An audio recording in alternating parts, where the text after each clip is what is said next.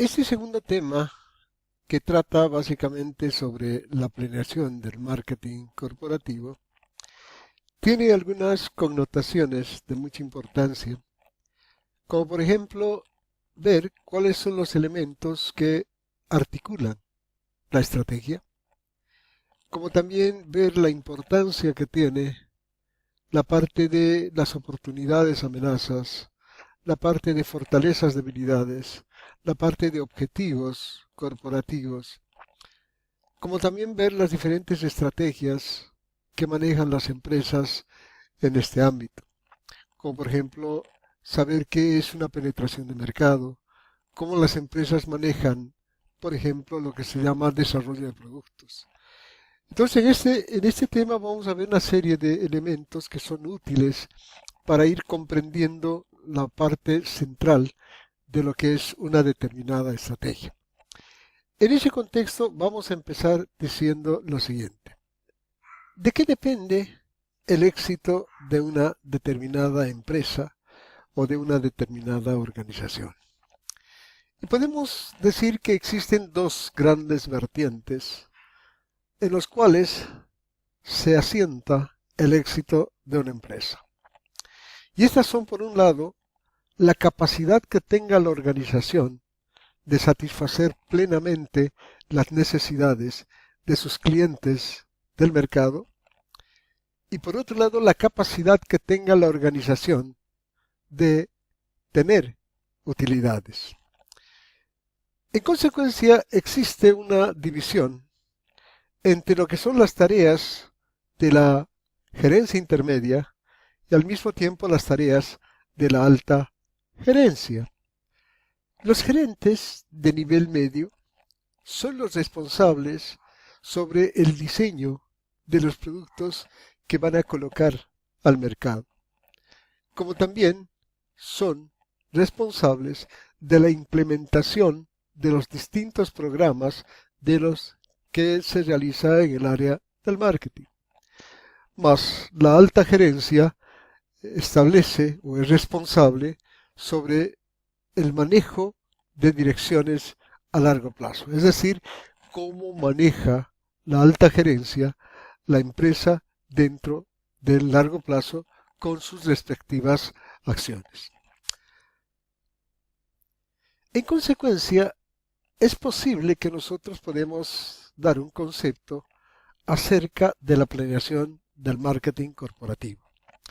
Y en ese contexto se puede decir que la planeación del marketing corporativo es el proceso mediante el cual una organización establece sus prioridades a largo plazo en relación a sus productos y mercados para ampliar el valor de toda la organización. Las decisiones de la alta gerencia involucran la planeación del marketing corporativo y se puede observar dos niveles de vital importancia. La primera está relacionada al marketing o a las estrategias, de las corporaciones, y segundo, a las estrategias de la mezcla de producto. En ese contexto se puede observar la siguiente figura. En la estrategia corporativa se identifica los negocios en los que estará la empresa. Define, asimismo, los mercados que se van a servir y los productos que se van a ofrecer. La pregunta de la gerencia corporativa será, ¿en qué mercado será más efectivo nuestros recursos para desarrollar el concepto del marketing? Una vez que se ha elegido la estrategia corporativa, la gerencia debe desarrollar una estrategia de mezcla de productos. Esta estrategia especificará el tipo de contribución que se espera de cada producto o la línea de productos, como la asignación de los recursos de la empresa destinados a cada uno de los productos. Las estrategias de mezcla de productos guiarán a los gerentes del nivel medio sobre algunos aspectos como las expectativas que tiene la alta gerencia al respecto. Es así cómo a partir de estos elementos que hemos estado analizando, podemos plantear una conceptualización de las estrategias corporativas. Y decimos que las estrategias corporativas son planes de amplio rango que se diseñan para seleccionar los diferentes negocios en que la empresa deberá participar. Con ellas se identifican los mercados que se va a servir, definiéndolos así en términos de necesidades clientes o en ambos casos. Y además de las líneas de producto y servicio que han de producir. Ese gráfico, que se titula Factores que influyen en la estrategia corporativa, consta fundamentalmente de 3 elementos. Estos 3 elementos son de vital importancia para la confección de una estrategia de tipo corporativo. Esos elementos se los puede mencionar de la siguiente manera. Primero tendríamos las amenazas y las oportunidades que nos brinda el entorno. Por otro lado tenemos la misión y los objetivos corporativos de la empresa. Y por último tendríamos las fortalezas y debilidades que tiene básicamente una empresa. Ahora, una estrategia corporativa deberá ser consciente o coherente, con los objetivos que plantea la organización. Deberá ser al mismo tiempo alcanzable con aquellos recursos que tiene la organización y al mismo tiempo tendrá que ser capaz de alcanzar en plenitud esos objetivos. Actualmente el entorno es bastante dinámico. Es entorno donde las empresas se desarrollan. Pueden existir en este entorno tanto amenazas como oportunidades. Esto dependerá mucho de la visión de sus ejecutivos para analizar la tipología del entorno. Estas variables, en realidad, son aquellas que van a ir delineando el cómo tiene que ser una estrategia. Entonces los gerentes deberán saber el impacto de cada una de estas variables que conforman ese escenario, el impacto que van a tener para sus diferentes empresas. Entre estas variables que conforman las amenazas y las oportunidades, tenemos en primer lugar la demografía.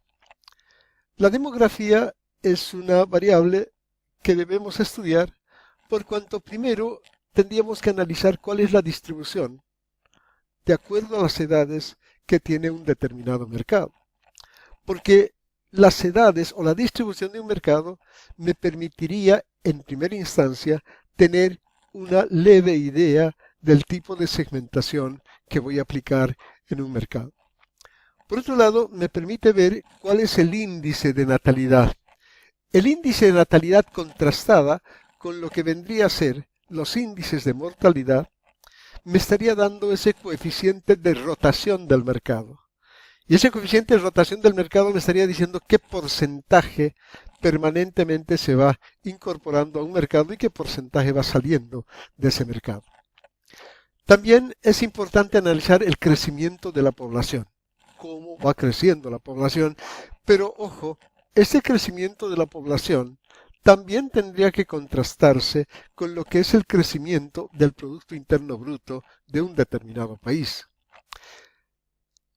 Habría que ir viendo el tipo de cambio o los cambios de población regional que se van produciendo en un determinado escenario y, por último, el porcentaje de hogares donde ambos padres trabajan. Este elemento es importante porque cuando establecemos que en un mercado existe una gran cantidad de consumidores donde su característica fundamental es que ambos trabajan, estamos hablando de que existe un nivel de ingreso mayor a aquellas familias donde solamente uno de los miembros trabaja. Una segunda variable sería el estudio de los de los principios y valores o de aquellas variables que van a permitirme ver la conducta hacia cuál va la sociedad en términos de valores.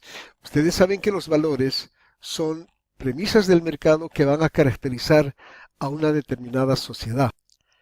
Entre estos valores tenemos inicialmente las actitudes que pueda tener un mercado hacia la salud, o al mismo tiempo la actitud que puede tener el mercado hacia el concepto de la nutrición, las necesidades de autoexpresión de un mercado o de una sociedad, el concepto del materialismo, el concepto de los intereses ecológicos, y al mismo tiempo podemos hablar de la seguridad que tiene el mercado o desea tener el mercado sobre es la tasa de inflación que pertenece al factor económico. Cuando hablamos de las tasas de inflación y la tasa del desempleo, son dos variables que me permiten un poco medir el estado de la demanda de un determinado mercado.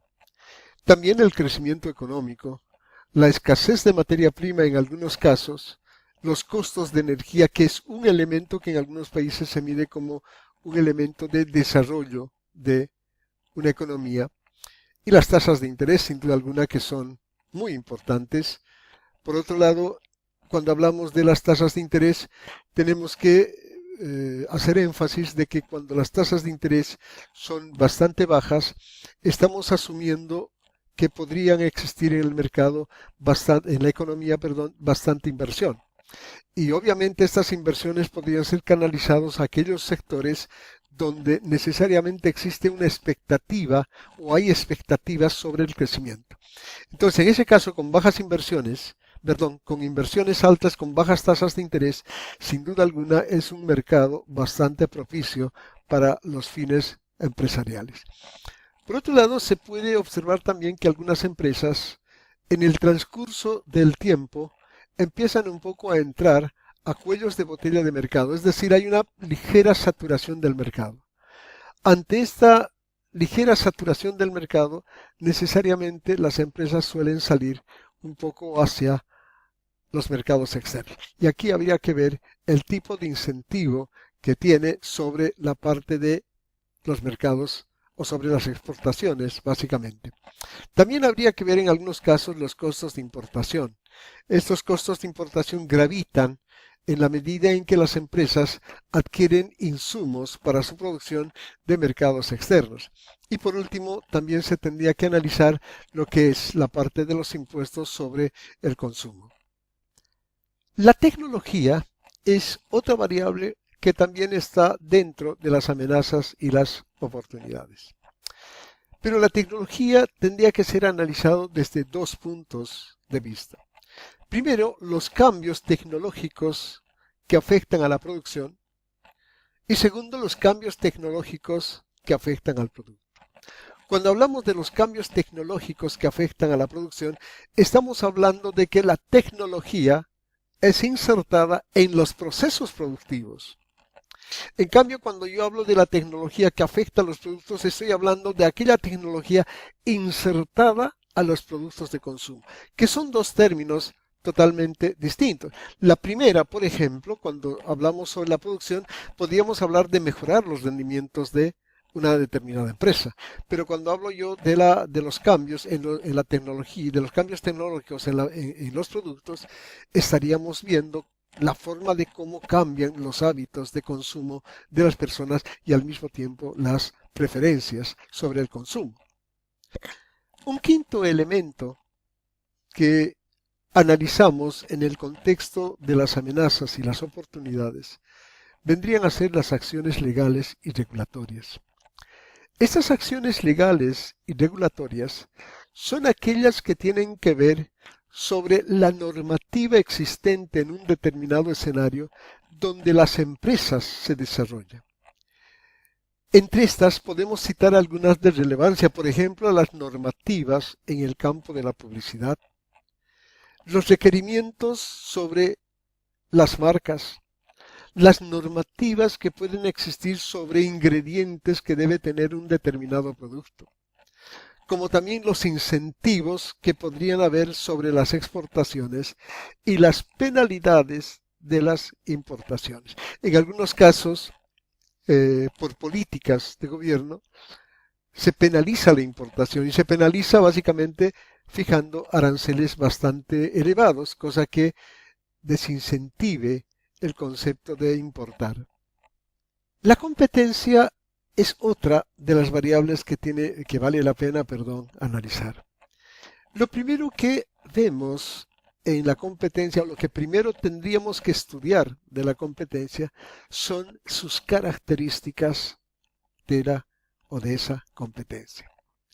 Tendríamos un poco que observar cómo es el manejo de los productos, es decir, cómo maneja la competencia los productos, cuál es la política de precios que maneja la competencia, o cuál es la política de créditos que maneja la competencia. Ahora, los factores por los cuales cambia la competencia también es un elemento que tendríamos que conocer. La competencia cambia debido fundamentalmente a, primero, el ingreso de nuevas empresas locales como extranjeras dentro de un sector industrial. Por otro lado, tenemos la adquisición de competidores pequeños por partes de uno más grande que tenga una alta capacidad financiera. La desregularización también de los mercados o de la economía, el cambio de las condiciones económicas, los nuevos procesos de producción que sin duda alguna estimulan el aumento de la competencia en precios, el cambio en los valores sociales y culturales, y también podemos hablar de las nuevas tecnologías que básicamente motivan la demanda. Todos estos elementos hacen que las empresas modernas tengan que hacer una evaluación bastante detallada de lo que es un escenario o de lo que son los escenarios donde están trabajando. En este sentido, donde decimos que debe haber un monitoreo genérico o una evaluación global del entorno, podemos plantear un ejemplo que es muy simple y que nos muestra una realidad además. Por ejemplo, tenemos el mercado norteamericano que se encuentra con consumidores de edad bastante avanzada. Por otro lado, descubrimos en el otro lado del planeta que está el Asia, donde cuenta con mercados donde los consumidores tienen edad joven. Ante esta oportunidad, dos productos que son de consumo fundamentalmente juvenil, como es Coca-Cola y McDonald's, deciden trasladar como empresas, deciden trasladarse hacia el Asia. Sin duda alguna ya se van a empezar a afianzar en ese continente para empezar a sacar ventajas de esa oportunidad coyuntural que se estaría produciendo en ese desfase de las edades. Un segundo pilar en la construcción de la estrategia es hacer un análisis sobre las fortalezas y las debilidades. Normalmente el entorno conduce a oportunidades y amenazas, como habíamos visto. En consecuencia, es fundamental para el desarrollo de toda estrategia corporativa considerar estos dos elementos.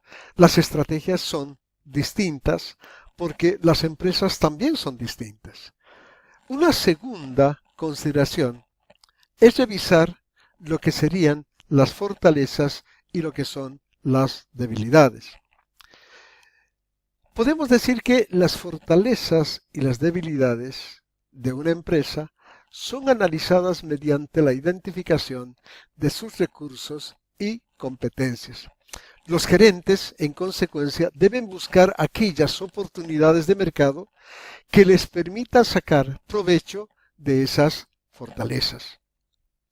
En un sentido mucho más amplio, los recursos y las competencias incluyen algunos aspectos tales como los recursos financieros, la habilidad gerencial, la mano de obra, la experiencia para la fabricación de productos, que eso además ha dado origen a una estrategia que es básicamente la que vamos a manejar cuando existe una pericia en el manejo de algunas actividades. También tenemos lo que sería la tecnología, la capacidad de producción y al mismo tiempo la eficiencia que tiene el cuerpo o el equipo de ventas. También es importante analizar las habilidades que se tienen en el ámbito de la investigación y el desarrollo, como el control que se pueda tener sobre las materias primas, los canales y los sistemas de distribución eficientes y efectivos con los que puede contar una determinada empresa. Cuando empezamos a revisar los aspectos relacionados a las fortalezas y a las debilidades, emerge un concepto importante que se denomina competencia distintiva. Y la competencia distintiva es el recurso o la competencia más fuerte que debe tener o tiene una empresa. En otras palabras, es la forma en que la empresa puede utilizar sus diversas competencias distintivas para obviamente tener una mejor ventaja de tipo competitivo. Es, en realidad, también una forma en que la empresa puede utilizar sus diferentes competencias distintivas en provecho de la construcción de una estrategia. En este gráfico, podemos observar dos elementos importantes. Por un lado tenemos la descripción de la competencia y por otro lado el uso potencial de esta competencia. Fíjese, por ejemplo, si nosotros tenemos una competencia en recursos financieros, esta competencia me permitirá entrar dentro de lo que es la adquisición de otros negocios. La adquisición de otros negocios en algún momento es una estrategia que me permite estar en un mercado, sobrevivir dentro de un mercado o tener mayores ventajas que la competencia. Por otro lado, podemos hablar de si una empresa tiene una capacidad de investigación y desarrollo. Esto permitirá que las empresas den énfasis en la alta tecnología para poder entrar al desarrollo de los productos. En realidad así podemos ir mencionando una a una estas competencias y el uso potencial.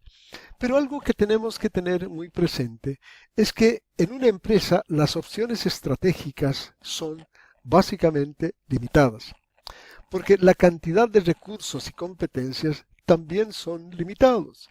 En consecuencia, cuando existe una escasez de recursos o no puede una empresa tener ciertos recursos, también existen alternativas en que una empresa puede, mediante los cuales una empresa puede alcanzar. Por ejemplo, tengo las alianzas, que una alianza estratégica es más que un joint ventures. Y esto se lo puede explicar de la siguiente manera. Tenemos acá el concepto del joint ventures. El joint ventures no es nada más que la coordinación, es decir, hablamos cuando dos empresas deciden crear una tercera. El fin fundamental de la creación de una tercera es que esta tercera podría utilizar tanto los recursos de una u otra de las empresas.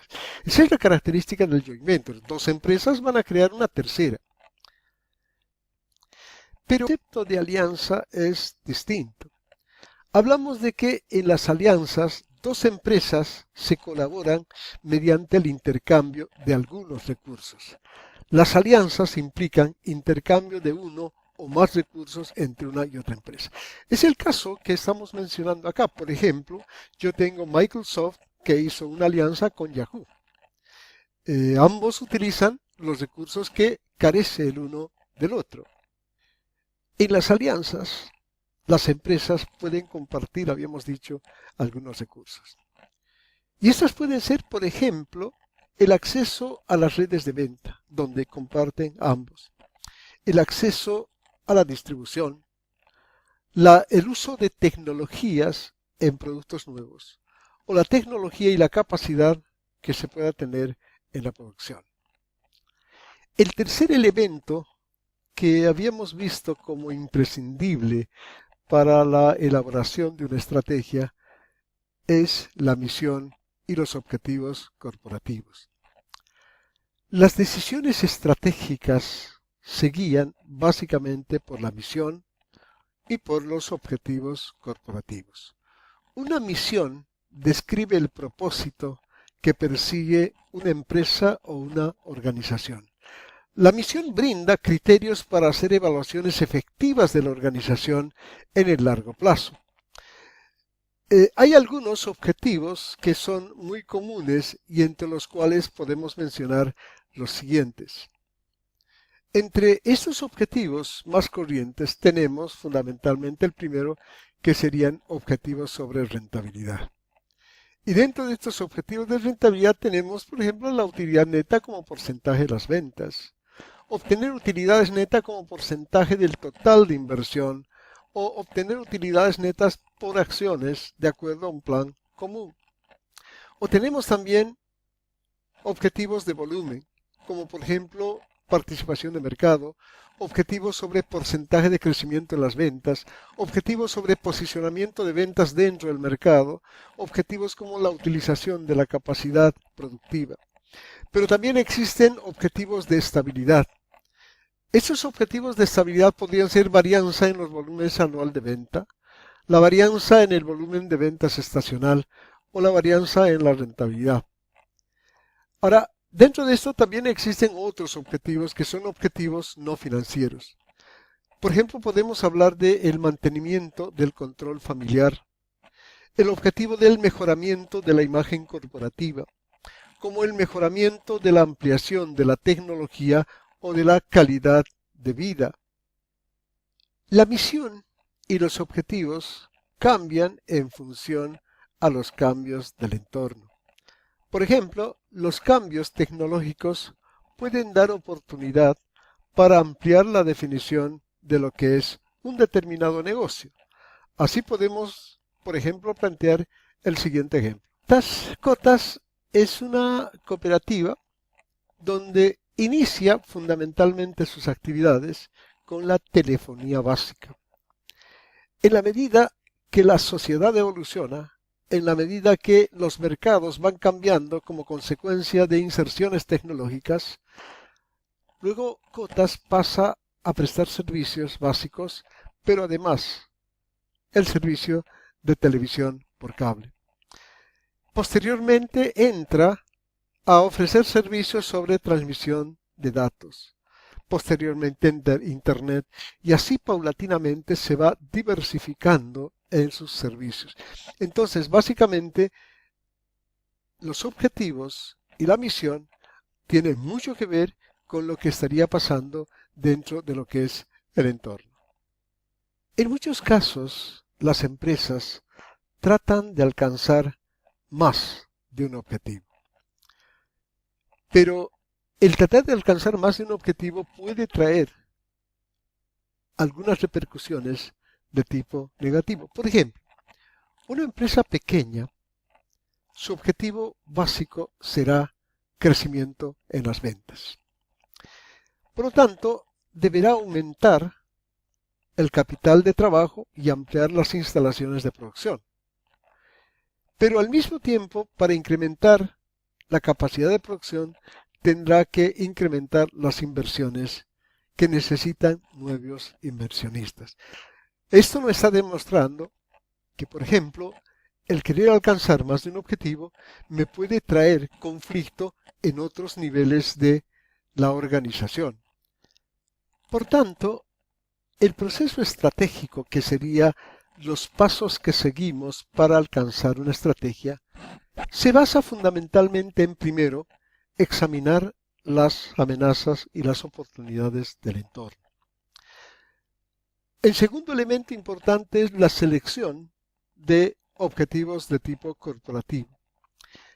Para esto se debe considerar básicamente lo que son las amenazas, las oportunidades, con la competencia distintiva que tiene la organización. Es decir, la competencia distintiva es algo que la organización tiene y que tenemos que nosotros analizar, porque sobre esa base se podrá construir la estrategia. Las alianzas estratégicas pueden servir, sin duda alguna, para adquirir una competencia adicional que podría requerir cualquier empresa. Bien, ahora veamos los tipos de estrategia corporativa. Inicialmente podemos partir de la idea de que existen dos grandes líneas de estrategias corporativas. Aquellas estrategias denominadas de crecimiento y aquellas estrategias denominadas de consolidación. Tradicionalmente, las organizaciones han seguido estrategias de crecimiento. Normalmente, las estrategias de consolidación surgen como consecuencia de un desmesurado crecimiento de las empresas y obviamente de cambios dentro de los escenarios donde se desarrolla la empresa. Estos son los tipos de estrategia más conocidos en el acervo del pensamiento estratégico. Primero, podemos hablar de las estrategias de crecimiento, que son estrategias para mercados actuales, donde se pueden manejar tres estrategias básicas. Primero, la penetración de mercado. Segundo, el desarrollo de producto. Y tercero, la integración vertical. Un segundo grupo de estrategias sería estrategias para nuevos mercados, donde se toma en cuenta el desarrollo de mercado como estrategia, la expansión del mercado como estrategia y la diversificación como estrategia. Y por último tenemos las estrategias de consolidación. Estas estrategias de consolidación vienen formadas por las estrategias de atrincheramiento, estrategias de eliminación de producto y las estrategias de retirada de nuevos o retirada de negocio. Vamos viendo un poco con detalle lo que serían las estrategias de crecimiento para mercados actuales. Una de las preguntas que tendríamos que hacernos es ¿por qué aplica una empresa una determinada estrategia? Y podemos decir que una empresa en muchos casos encuentra muchas oportunidades o en algunos casos encuentra pocos problemas dentro de un determinado mercado donde puede o donde está trabajando. Asimismo, podemos ver que pueden existir que en algunos mercados exista cierto tipo de atractivos donde hay, por ejemplo, crecimiento vertiginoso de las ventas, o donde puede existir una estabilidad en las ventas, o donde mercados me pueden proporcionar mayor nivel de rentabilidad. Las estrategias corporativas pueden enfocarse en el mercado actual también. Ahora, incluso se puede dar el siguiente caso. Se presentan problemas como escasez, digamos, de materia prima, cuando existen nuevas competencias o cuando existen cambios de tipo tecnológico. Veamos un poco cuáles son aquellas estrategias de mercados actuales. Y podemos decir que las tres estrategias que se enfocan dentro de los mercados actuales son, primero, la penetración de mercado, segundo, el desarrollo de producto, y tercero, tenemos la integración de tipo vertical. La estrategia de penetración de mercado es una expresión donde podemos manifestar que una determinada empresa va a empezar a crecer manejando un mismo producto en un mismo mercado. Es decir, que se refiere a una estrategia dirigida a aumentar las ventas de productos existentes en los mercados actuales. Básicamente, esta estrategia se refiere al incremento de las ventas, pero considerando que ese incremento de ventas lo va a realizar en los mercados actuales, es decir, en los mercados en los cuales actualmente va trabajando. La penetración de mercados se va a lograr a través de tres variables fundamentales. La primera se logra a través de un aumento sobre la inversión publicitaria, el mejoramiento y la expansión de los sistemas de distribución y una reducción básicamente en los precios. Las empresas pequeñas, por ser pequeñas, no influyen básicamente en el sector, entonces no van a tener mucha gravitancia en este tipo de estrategia. La penetración de mercados no quiere decir que los productos del mercado sean estáticos. Más bien, la penetración de mercados no requiere cambio en los productos o mercados de una determinada empresa.